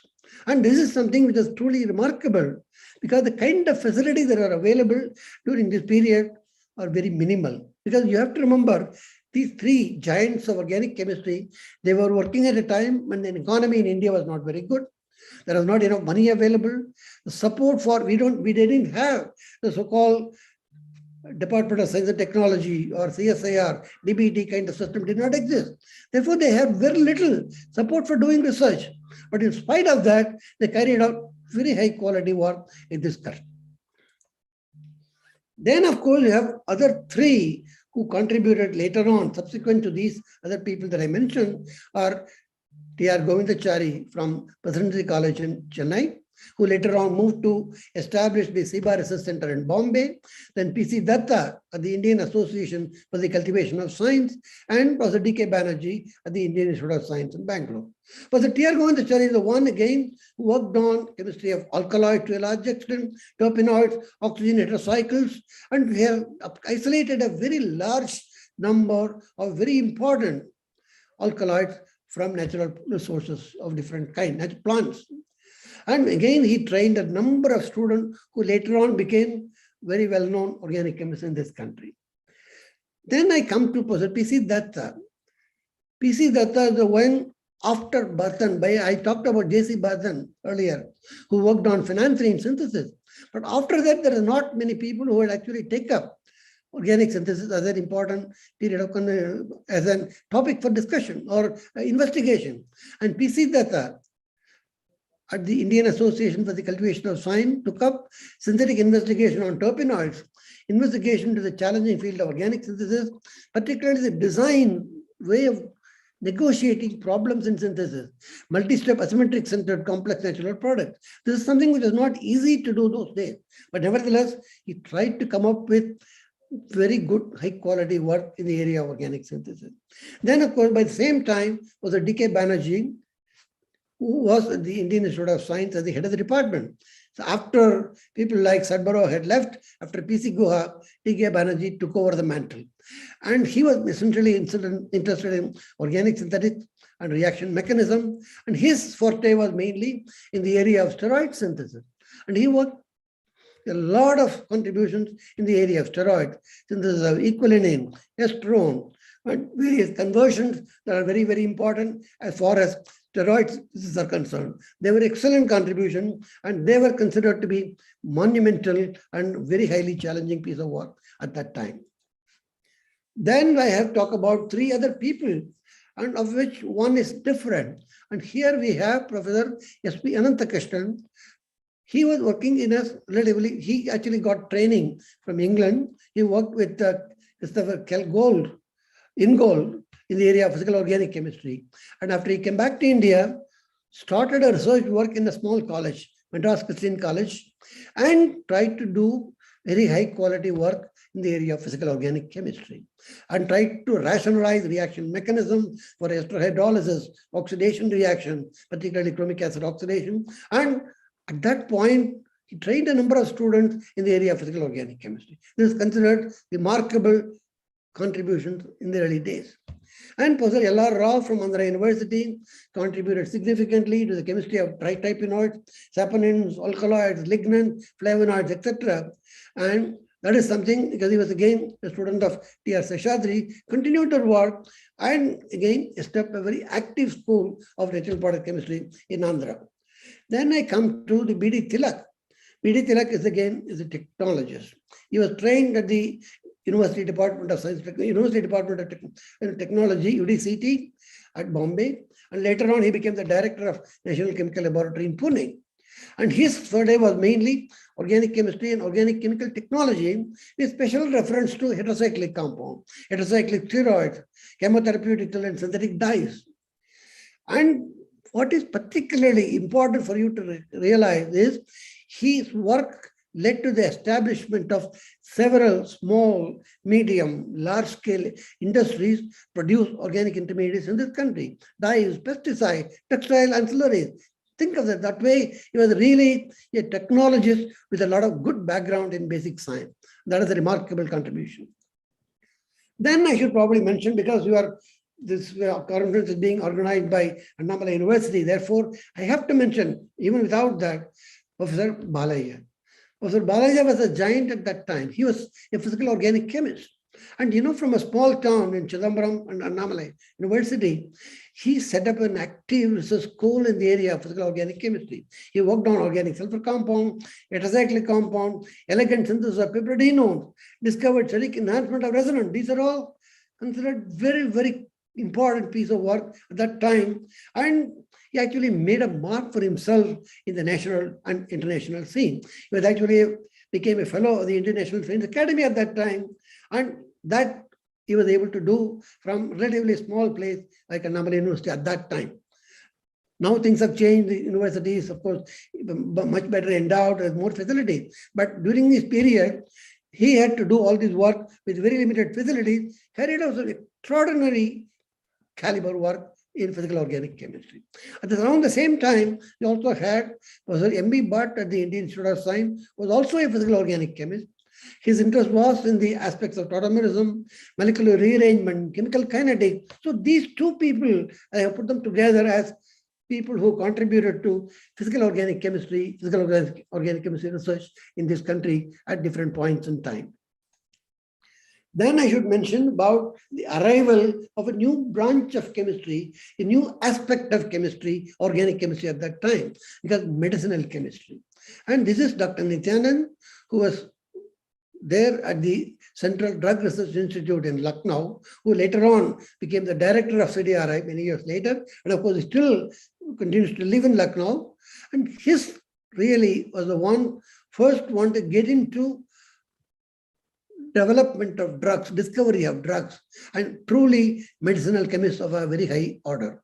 And in fact, he laid the foundation for doing medicinal chemistry in this country, made significant contribution to discovery of many new drugs from CDRI, known as Sencroman, Centimidol, Centimidine, there are many others, but these are very, very important drug development work that was done at CDRI during this period. Then, of course, I have to talk about the Nasipuri, because I mentioned to you about the work of Baba Kartar Singh, who talked about stereochemistry at the very early days. But it then take off because people are not very comfortable doing things in stereochemistry. But Nasipuri, who was actually trained with a very well-known expert in the area of stereochemistry, who wrote books on stereochemistry, Ernest Eliel in the United States, he came back, joined IIT Kharagpur, and so he not only did develop new reagents for various kinds of organic transformation involving stereochemistry, new chiral reagents for what you call as enantioselective reduction of our prochiral ketone. So he basically tried to imbibe the quality in terms of doing work in the area of organic stereochemistry and how this can be done with complex natural products, and try to arrive at the right kind of stereochemistry and predict things with a reasonable amount of certainty. And that is something which is truly remarkable. He laid the foundation for doing high quality work in the area of stereochemistry in this country. Then I should come out. Then first he talked about the first set of triumvirates of T.R. Seshadri, and Asima Chatterjee, and so on, and K. Venkatraman. Then you had the arrival of the second set of giants or triumvirates in the country, and these are three people: Professor A.C. Bhattacharya here, Professor Sukhdev, and Professor Swaminathan. But these are remarkable people, and these are the ones. They had a lot of things in common. What are the things that you see? Number one, they were all students of Indian Institute of Science, Department of Organic Chemistry, number one. And two, all the three of them, Professor Bhattacharya, Professor Sukhdev, and Professor Swaminathan, all of them did their work with the well-known Prafulla Chandra Guha, who was the head of the Department of Organic Chemistry. And so they set up very high quality organic research work in this country. And A.C. Bhattacharya and Professor Sukhdev are the one who did real high quality work in the area of natural product chemistry in this country. While A.C. Bhattacharya worked on terpenoids and coumarins and so on, and Sukhdev again worked on novel complex plants, secondary metabolite, and worked on Indian turpentine oil, Devadaru, Indian medicinal plant. These are considered truly remarkable kind of contribution from these people in the so-called 60s and early 70s, where the facilities were not that good in the country. But in spite of that, they were able to produce international quality work in the area of natural product. Then, of course, Professor Swaminathan in University of Madras was doing synthetic work, but he was working on non-aromatic steroid synthesis, molecular rearrangement, alicyclic chemistry, stereochemistry, asymmetric synthesis. In fact, even after he retired, he tried to work in the area of asymmetric synthesis and what we call as organocatalysis today. And even back in the 1990s, many years after he retired, he started work on proline catalysis for doing asymmetric synthesis. And in fact, many of you probably know that this year, the Nobel Prize in different chemistry was awarded to organic catalysis. And Swaminathan had his own contribution. At that time, even before it became fashion to do organocatalysis, and he made that important contribution, but he had limited facilities. Therefore, he probably could not do as much as he wanted to do. But these are indications of the high quality of these people who contributed to organic chemistry. Then, of course, we have a series of people who followed. Was it G.S. Krishna Rao, was it N.S. Narasimhan at Pune University, was it Imam Dar at the CDRI, and Professor Venkat Subramaniam. And they followed suit. And Professor G.S. Krishna Rao followed, he was a student of Professor Sukhdev. He followed work in the area of synthesis, structural elucidation of natural products, etc. And Professor N.S. Narasimhan, again, at a small state university, he was able to do very high quality work in the area of alkaloids and alkaloid isolation synthesis. But more importantly, he had cut out his own way of looking at organometallic chemistry with main group elements. And his work on natural product synthesis through heteroatom directed lithiation reaction is considered even today as a classic piece of work. And Imam Dar at the Central Drug Research Institute isolated the diterpene and a plant growth Ayurveda to treat the heart condition and design and synthesis peptides. So he was really more of what you call as a bioorganic chemist, medicinal chemist, and of course a natural product chemist as well. And then I come to Professor N. Venkat Subramaniam at the Vivekananda College in Madras. He was my teacher and mentor when I was doing my undergraduate studies in Vivekananda College. And again, from a small college in Chennai at that time, he was able to do high quality physical organic chemistry work in the area of oxidation, chromic acid oxidation, and ester hydrolysis. Essentially, he was a student of S.V. Ananthakrishnan, and he followed the training and trained many people in the area of physical organic chemistry in a small college, but many of them turned out to be leaders in their profession in the later years. So therefore, if you talk about the highlights of work during the period 1930 to 1970, you have to essentially summarize like this. Chemistry of natural products, mostly from plants, had to be a continuous activity in India for many years in terms of isolation and structure determination. Indian chemists have uncovered many unique novel structures which were the first of their kind. That's something which was very well known in the international arena at that time. They were always appreciative of the quality of work that was carried out on natural products in India. This has been well recognized in the international scientific community. And of course, there is some small group of people who are working in the area of physical organic chemistry. This is the more or less summary during that period of 40 to 45 years. Then you come to the period of so-called 1970 to 2000. Because this is about the time things were changing in the country. You will find this is the time you also have the Department of Science and Technology, Department of Biotechnology, all these are being set up to support research. And this is also the time between the early 60s, the new IITs were being set up. All the IITs came out during that period. And then two central universities, the Northeastern Hill University in Shillong, the University of Hyderabad was just coming up. And then, of course, many CSIR labs were there already, but you are going to look at the renaissance of some of the CSIR labs. So these changes were taking place during this period, and therefore a new era was setting in.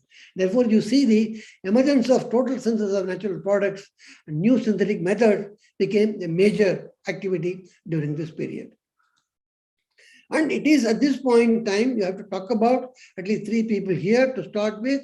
This is Professor M.E. George, who was my colleague at IIT in Kanpur, who actually was slightly different from the others. He was not doing natural product chemistry. He was interested in reaction mechanisms, heterocyclic chemistry, and oxidation chemistry. And he set up a very active school. Of course, he was interested in photochemistry. And with the result, he actually was able to set up toward the end an active research school in the area of photochemistry, because again, flash photolysis technique. He also studied the chemistry of molecular material later on when he moved to the original research laboratory in Trivandrum and materials with functional properties. And Dr. K. Nagarajan, whom I talked about earlier, where he wrote a review article on natural product chemistry, he was initially at He mostly worked in the industry and SIBA Research Center in Bombay and later in Searle and so on. He was the one who was the pioneer in the area of natural product chemistry, medicinal. After Nityanand, one notable contribution from medical chemistry came from Dr. Nagarajan. Pesticide chemistry was involved, and also he was equally interested in NMR spectroscopy and trying to see as to how NMR spectroscopy could be used for structure activity in organic chemistry. Then I should also mention about Professor Diwan Bakuni at the CDRI in Lucknow. He was also slightly different from others in that sense.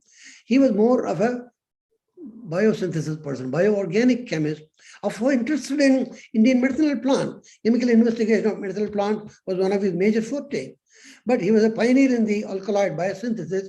Not many people were involved in biosynthesis at that time. He demonstrated stereospecificity in enzymatic reaction and so on. This is something which is very, very important and critical. He also initiated programs on anti-cancer agents from Indian medicinal plant, which was very, very unique at that time from CDRI. Then I should mention about 4 other people followed them. One is Professor S.V. Kesar at Punjab University in Chandigarh. He's still around, lives in Chandigarh. He built up an active school in this area of synthesis. And he worked on various heterocyclic systems. And most importantly, his work related to methodologies for benzyne cyclization of anils. And Louis Acid promoted lithiation reactions are 2 important salient kinds of work carried out by Professor Kesar at that time from Chandigarh. Then I should mention about the husband and wife team of Professor Ranganathan and Darshan Ranganathan at the IIT in Kanpur. And Ranganathan, of course, was a synthetic organic chemist trained with Professor Woodward. And so his work was mainly on synthetic and mechanistic organic chemistry. And of course, he contributed to a large extent to the synthesis of prostaglandin of that, because prostaglandin in the 80s was considered as a very, very important area of target for synthesis. And he worked in the area of synthesis of prostaglandin.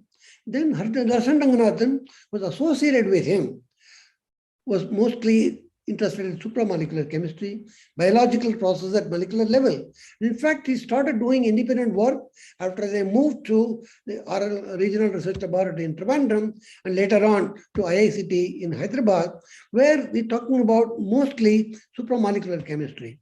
And that's on the chemical nucleases and amidating action of pituitary enzyme. All this bioorganic chemistry work Darshan carried out. Then I should mention about Usharanjan Ghatak at the Indian Association for the Cultivation of Science. After PC, he was a student of PC Datta. So continued this tradition of doing organic synthesis at cultivation. He was interested in, again, total synthesis of complex natural products, resin acids, and he is again one of those who, at that time, in the 80s, desired to pursue synthesis of a complex natural product like plant growth hormone, like gibberellin and gibberellic acid. And that's something considered very remarkable at that point in time. Now I have to come to a completely new turning point in the country. Because until that time, as I mentioned, while work was going on in the area of natural products, some methods, some attempts at synthesis, but total synthesis of complex natural products was not attempted, because most of the people who were working in the country until that time felt total synthesis of natural products is an extremely difficult and a challenging task to do. It is not possible with a country with the kind of facilities we have. It is impossible to carry out natural product synthesis of the kind of quality that is being carried out in the Western world. And therefore, not many people were even willing to try, willing to even attempt to do natural product synthesis at that point in time. And so this was like, people looked at it as climbing the Mount Everest. It's not everybody can do. Only a few people can, Denzing and Hillary could do that. And therefore, you need to have courage, you need to have conviction, and need to have the right kind of tools with you to pursue a difficult kind of work in the area of natural products. And at that point in time, they had 2 people arrived on the scene.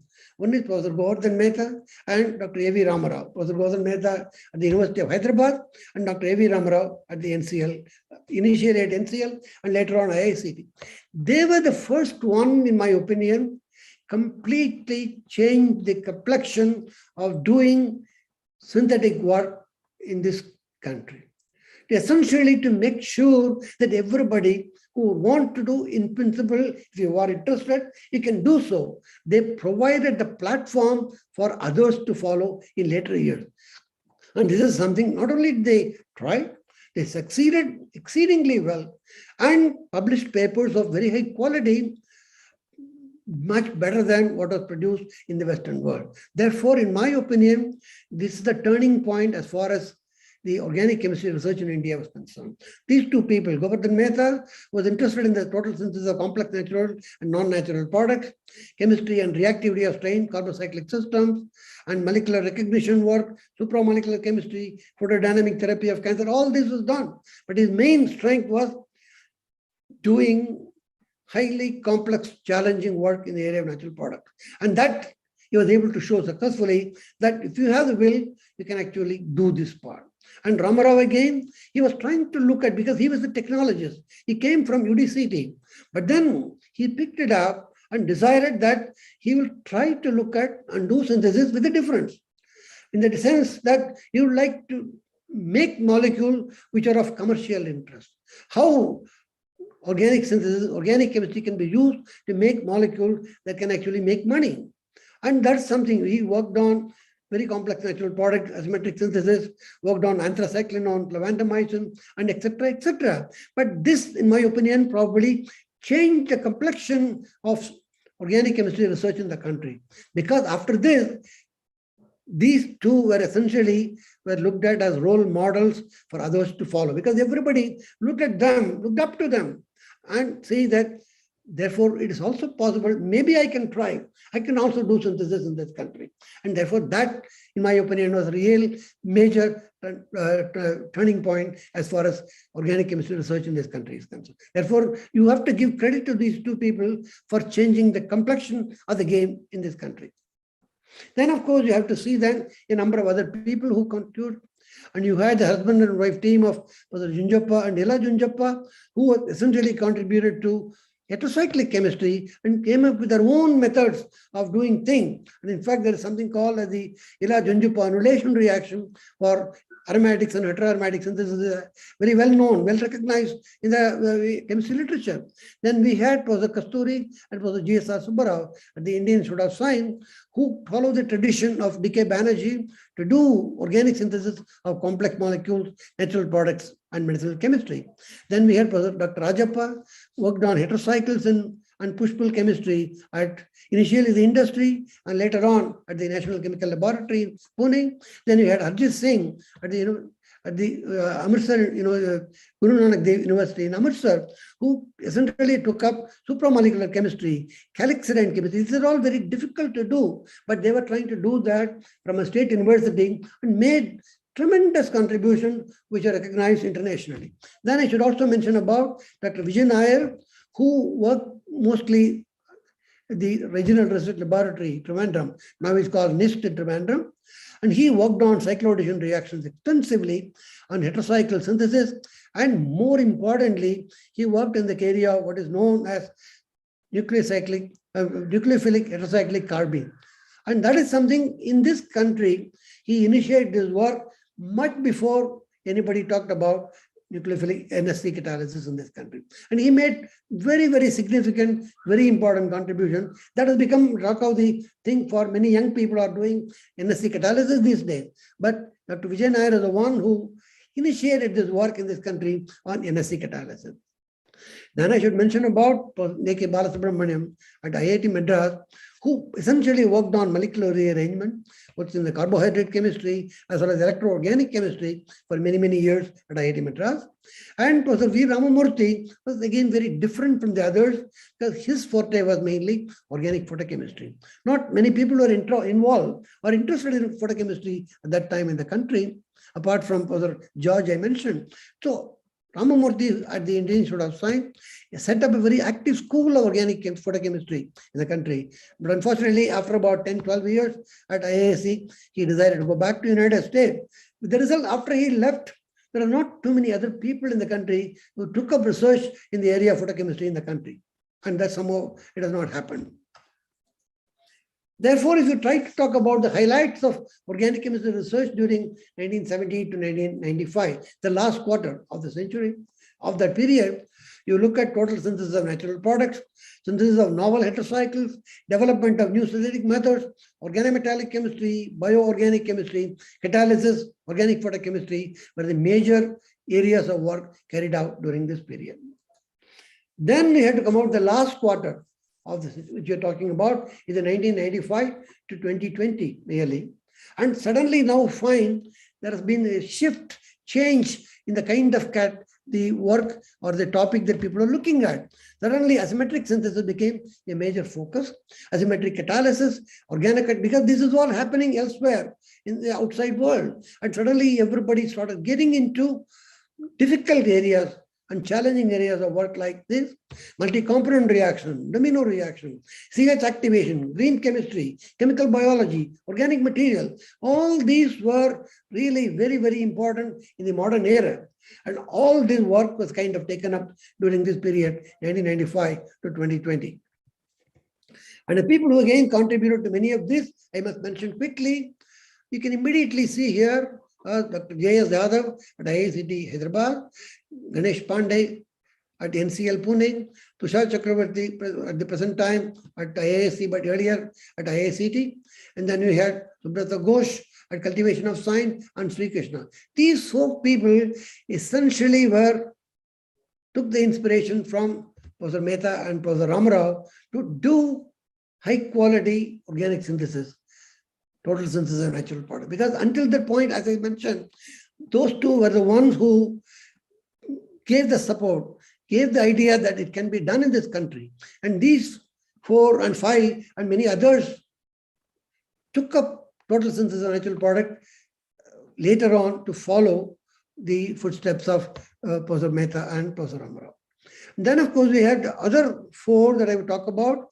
Professor Vinod Singh at IIT Kanpur. He was very different from the others. He was not working on natural products. He was not doing routine organic synthesis, but he decided to work in the area of organic catalysis in a more serious way. And so he came up with very unique, and again, he came up with what is known as the Singh's catalysis, which very well known internationally, that important work in the area of organic catalysis.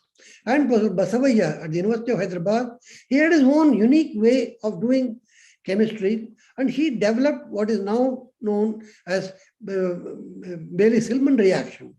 And there's an unknown reaction which is buried in the literature, and he took it out and made it the most important organic reaction in synthesis. And that contribution is remarkable. And then Professor Periyasamy at the University of Hyderabad, he was one of the first ones in the country to take up organometallic chemistry in the true sense of the term, really work in the developing new reagents with organometallic chemistry, transition metal chemistry. And Professor Ganesh, who is now the director of IISER Tirupati, who was earlier at IISER Pune, and before that at the NCL in Pune, he's really a bioorganic chemist whose main forte was to look at the peptide nucleic acid. Even today, his work on PNA or peptide nucleic acid considered as a masterpiece of work from India. Then, of course, we have 4 people here, of which I talk about Brindavan Chandra Ranu from Indian Association for the Cultivation of Science. He was one who concentrated on method development, particularly with the emphasis of green chemistry. How does one do reactions, keeping the environment in mind? How green chemistry, green technology can be put into practice using organic chemistry. That is his forte. Then we have these 3 people together, I would call as bioorganic chemists, chemical biologists, and molecular materials as well. They were working on organogels and etc. Was Uday Maitra at the Indian Institute of Science, and Professor Chandran Bhattacharya, also my colleague at the Indian Institute of Science. These two are considered the top one as far as chemical biology is concerned and physical organic chemistry is concerned. They are very, very good and an excellent contribution that one cannot probably go without. Then we had Amit Basak from IIT Kharagpur. He was essentially a bioorganic chemist and look at very unusual kinds of reaction in bioorganic chemistry from IIT Kharagpur. He made contributions. Then toward the end, I should come to what you would call as the leaders of the present generation of people, of the many people who are the practicing organic chemistry today. These are considered. There are many, but at least I should point out about 6 of them, in my opinion, are leaders of the present generation. You can see here Professor Prasad, my colleague at the Department of Organic Chemistry, and Professor Jayaraman in my Organic Chemistry department. Professor Prasad and Professor Chandrasekhar, who is the director of IICT, they are the one who is involved, again, following the tradition of Yadav or Ramarao or Mehta. They work in the area of total synthesis of natural products. And of course, Professor Jayaraman, who is essentially a carbohydrate chemist, who has his own kind of area of dendrimer chemistry at the Indian Institute of Science. Then we had 2 people from Trivandrum, Ajay Ghosh from our NIST Trivandrum and J.N. Murthy from ISA Trivandrum. They are essentially physical organic chemists who worked on molecular materials and designing new material with new properties. They are that forte, and they have actually done exceedingly well to contribute to this area. Then I should mention about Professor Sandeep Verma from IIT Kanpur. He has been looking at mostly on bio-inspired synthesis of various kinds of materials, which are very, very important, particularly based on peptides. This is high quality work in the area of bioorganic chemistry. And therefore, if you say that, what is the major area of interest now? Organocatalysis, asymmetric synthesis, CH activation, CH functionalization, chemical biology, proteomics, glycobiology, chemical synthesis of peptides, molecular sensing, organic materials, organogels, and light emitting diode, organic light emitting diode. These are all very, very important things which are being presently looked at by people. So therefore, if you now try to take stock of the situation of organic chemistry research in India, it turns out, this is again, I will show you the next slide as to what it's all about and who came up with these numbers. And according to the data available, it accounts for more than 1% of the world's research output in the area of organic chemistry. The change in emphasis for different subfields of organic chemistry are almost similar for India and the rest of the world. India's research activity in organic chemistry, as reflected by the values of the activity index, was lower than the world during the 70s. It was not as good. It was much lower. However, the activity picked up during the 80s. Since then, there has been a steady growth in terms of activity index that you can see. Then during the period of 2 areas that you see here, between 2004 to 2013, it is slightly better than the world average. And the growth pattern is positive and similar to the worldwide research growth. And these are the conclusions. I put them in the quote. These are derived from the 3 articles that you see, or the review article came out in Current Science in 2015, and an article in Annals of Library and Information Studies in 2014, and a Scientometrics 1999 publication. And there are many more, but I took out these 3 that try to kind of bibliometric evaluation of organic chemistry research in India. And these are the numbers or the figures that come out, essentially pointing out that the trend has been over the last at least 25, 30 years, it has been very good positive growth, and it is actually going quite well. Actually much better than what one has seen in the earlier years. And therefore, we come to the most important question of where do you go from there? What is the future hold for us? And this is what you have to talk about prediction. How do you predict what's going to happen? And therefore, I should quote something about predicting the future. Then I start with the Chinese philosopher Laozi, who says, those who have knowledge do not predict. However, those who predict do not have knowledge. That means then you have to be wary of doing prediction. It may or may not be good. And then Arthur Clarke, who is a very well-known English science fiction writer, goes on to say, which is very, very relevant. He says, when a distinguished but elderly scientist states that something is possible, is almost certainly right. Which means then, if we say something is going to happen, it's probably right. On the other hand, if we say something is impossible, it is very probably wrong. And that's something which is probably very, very true. And so, therefore, what one would say is, fools predict the future and smart people actually create the future. Therefore, it is up to you to create what you would like to do. And therefore, it is your imagination that would actually make a difference of what you're going to do in the future. But in spite of all that, you make some kind of a general predictions as to what are the kind of areas where people may be working or like to work in the coming years, maybe next 10, 15, 20 years. And therefore, the practice of organic chemistry will have to undergo some change, which means you have to practice organic chemistry with a difference from what you have been doing all along. Therefore, that has to be kept in mind. And the second thing is, you have to have an organic chemistry research with a purpose in mind. That means you have to do something in chemistry, organic chemistry, keeping in mind that what you do will have to be of some use to the society, meet the societal needs. And that has to be very important.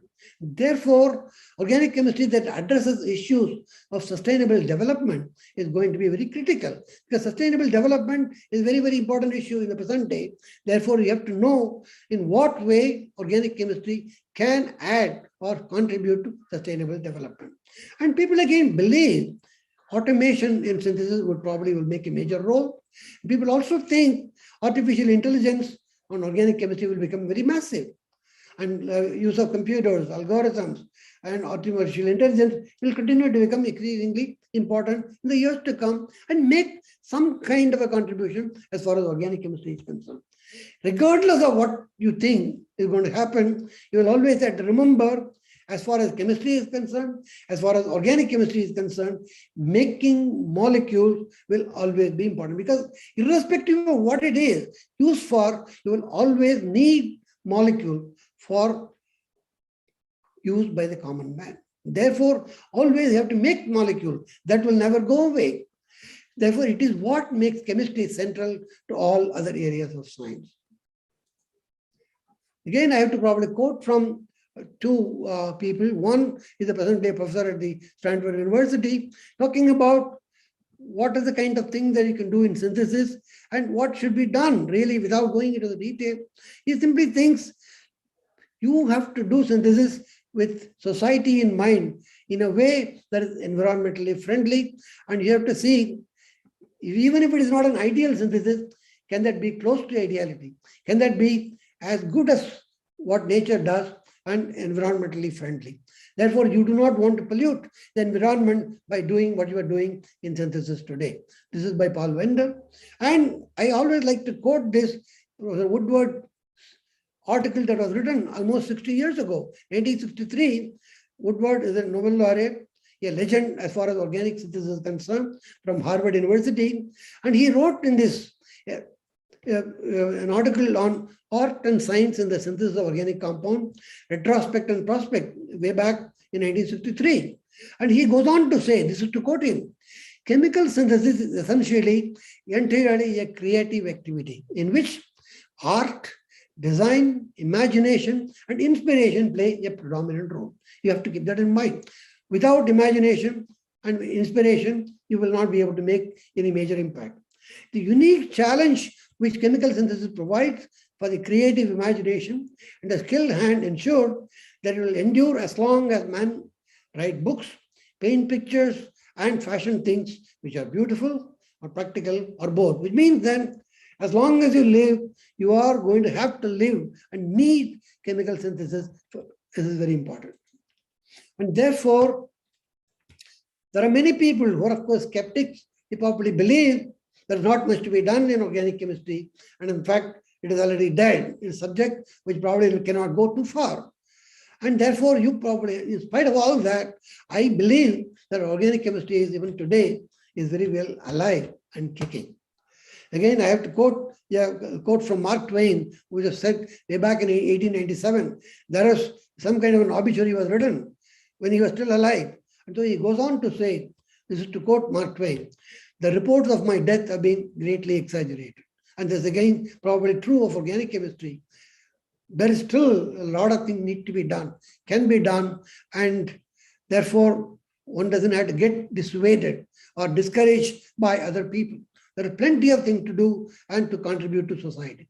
Therefore, the human enterprise was once largely limited to what nature produced. Therefore, a lot of things we are trying to do was mimic nature, try to see, mimic what nature does, and try to replicate in the laboratory. But now we are limited only by what we can imagine. That means imagination is our limit of what you would like to do in the future. And ultimately, what you imagine, and that probably is the one that will probably make a difference. Therefore, I would probably like to end my lecture with this, which is very, very important in my opinion. This is, as many of you know, Saint Tyagaraja.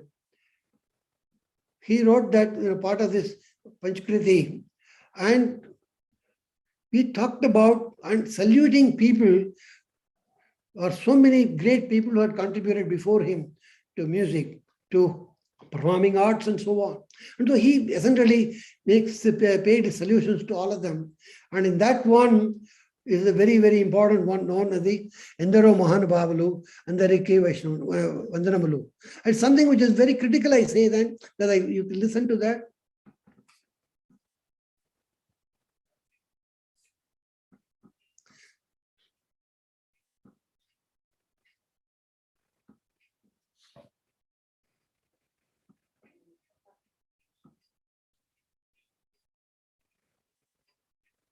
I said this because there are so many giants of organic chemistry over the last 75, maybe 100 years have contributed to the growth of organic chemistry, organic research in this country.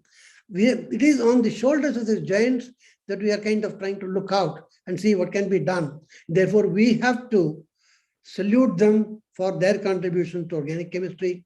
And I'm sure I would like to dedicate this lecture to the pioneering scientists, organic chemists of this country, starting from P.C. Ray, T.R. Seshadri, Asima Chatterjee, and people that I talked about. All of them had, with their limited facilities, create the foundation for organic chemistry research in India. It is because of their contribution that we're able to kind of stand up and look up and do things in an international level. And without that foundation, we could not have done what we have done today. Therefore, we have to salute them. And this is what I would like to end my lecture with. And therefore, they had played a very major role in our development of organic chemistry in this country. Thank you very much.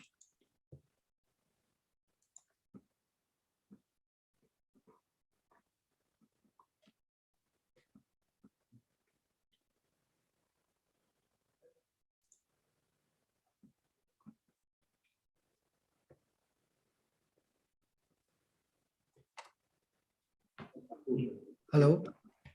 Yes, sir. Thank you very much, sir. That was a great presentation by S. Chandrasekharan, Professor of Organic Chemistry, IISc Bangalore. In his presentation, he has given the historical development of organic chemistry and the contributions made by eminent people in the field of organic chemistry. Prafula Chandra Ray, Baba Kartar Singh, and their role in the development of organic chemistry. And he has highlighted the organic chemistry research in earlier years, starting from 1905 to 1930.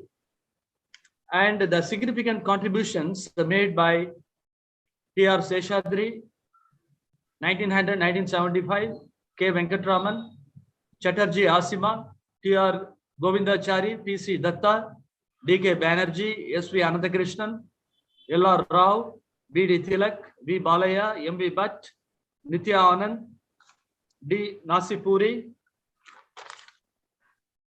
S.C. Bhattacharya, Sukhdev, S. Swaminathan, G.S. Krishna Rao, N.S. Narasimhan, M.M. Dar, N. Venkata Subramanian. So they have made a significant contribution in the field of organic chemistry. And he has highlighted the work done during 1930 to 1970 and 1970 to 2000. M.B. George, 1928, 2019, K. Nagaraja, 1930 till present, D.S. Bakuni, 1930 to 2021. S.P. Kesar, 1932 till present. S. Ranganathan, 1934-2016. Darshan Ranganathan, 1941-2001. U.R. Gatak, 1931-2005.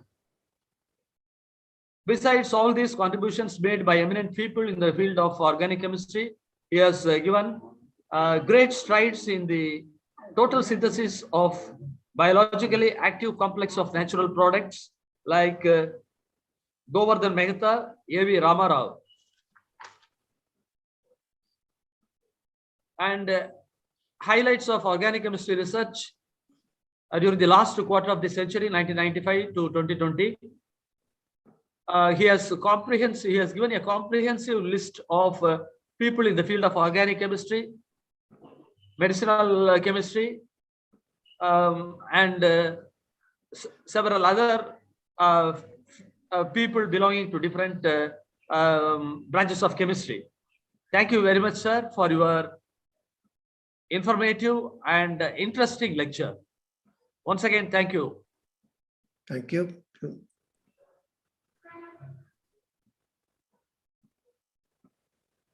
Sir, on behalf of the organizing committee, I'd also like to extend my thank you so much, sir, for accepting our invitation.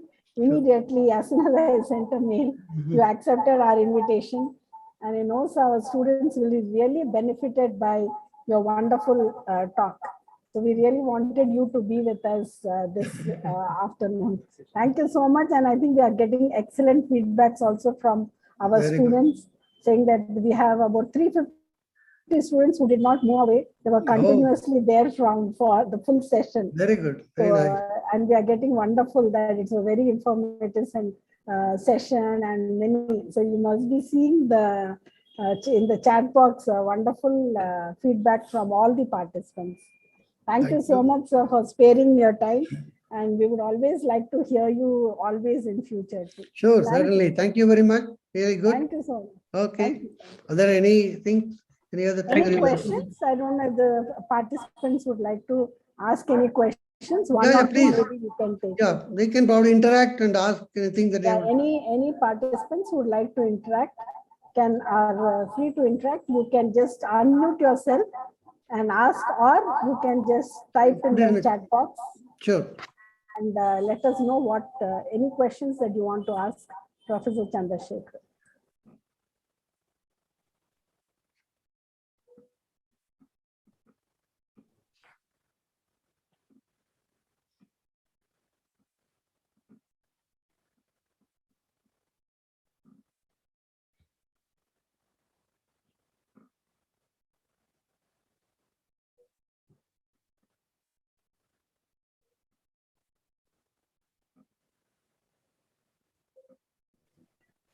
Thank you, participants. I think the students are busy filling the feedback form. Oh, so okay. Asking I know. It's all right. No problem. Okay. Thank you so much, sir. Thank you so much. Okay, very good. Then I can log off now. Okay. Yes, sir. Yeah, thank you. Then thank you very much. I wish all you all the best. Thank you. Thank you. Sure. Thank you. All right. Bye. Bye. Bye, sir. Thank you, sir. Thank you, participants. Tomorrow the session starts at 10 a.m.